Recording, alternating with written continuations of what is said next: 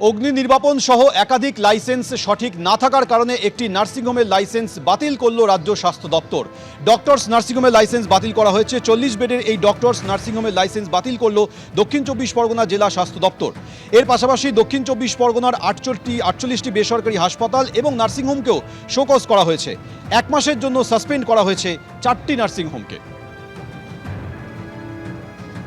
দক্ষিণ চব্বিশ পরগনা জেলা স্বাস্থ্য দপ্তরের তরফ থেকে দক্ষিণ চব্বিশ পরগনার 48টা নার্সিংহোম এবং বেসরকারি হাসপাতালকে ক্লিনিক্যাল এস্টাবলিশমেন্টের নিয়মকানুন না মানার জন্য শোকজ করা হয়েছে এবং তার মধ্যে ইতিমধ্যে একটি নার্সিংহোম, বারুইপুরের একটি নার্সিংহোমের তার লাইসেন্স বাতিল করা হয়েছে।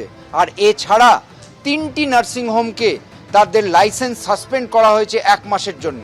এর পাশাপাশি দক্ষিণ চব্বিশ পরগনা জেলা স্বাস্থ্য দপ্তরের তরফ থেকে এই জেলাতে 4টে নার্সিংহোমের পিসিপিএনডিটি লাইসেন্স তা সাসপেন্ড করা হয়েছে এবং একটি নার্সিংহোমের পিসিপিএনডিটির লাইসেন্স বাতিল করা হয়েছে।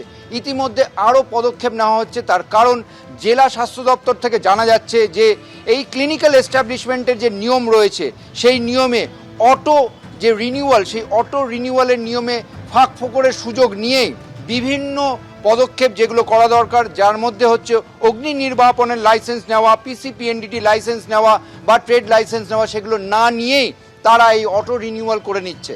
ক্যামেরায় দিব্যেন্দু সিংহর সঙ্গে ঝিলম করঞ্জয়, এবিপি আনন্দ, কলকাতা। কয়েকদিন ধরে প্রবল বৃষ্টি আর তার জেরেই ভূমিধস, ওয়েনারে মৃত্যু মিছিল। এখনো পর্যন্ত 228 জনের মৃত্যুর খবর পাওয়া যাচ্ছে। আহত হয়েছেন কমপক্ষে 200 জন।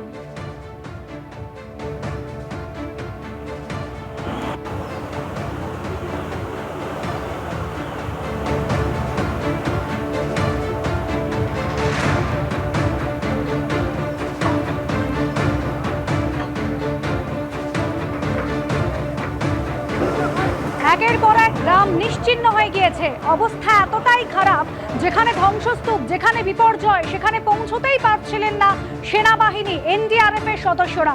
এরপর একটি অস্থায়ী ব্রিজ তৈরি করা হয়।